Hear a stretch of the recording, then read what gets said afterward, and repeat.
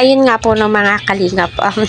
Natawa po ako sa mga comments patungkol nga po doon sa uploaded reaction video ko kay Miss Vinket na pinuntahan niya po talaga ang Team Kalingap, especially si Kalingap Eds.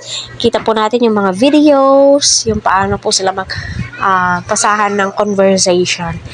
At may sumagi at may nag-comment na sinasabing mature daw po, hindi daw po sila bagay ni Kalingap Eds. No, my God, wala naman po. Nagpakilala lang naman.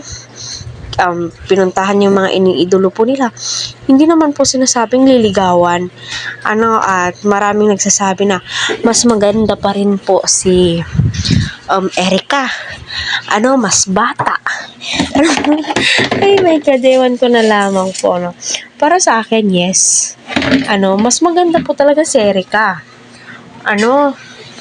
Kaya, wala naman pong masama doon na nakipag-picture, at masasabi ko, tama din po yung mga commentators, na baka yun na po yung babae.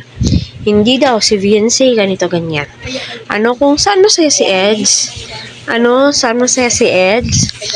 alam naman po natin, hindi naman po nakafocus si Eds dyan. Nakafocus po siya sa paglingap. Hindi po sa mga babae, kundi sa kanyang mga beneficiary po.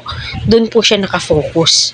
Yes, alam naman po natin na mas maganda po talaga si Erica.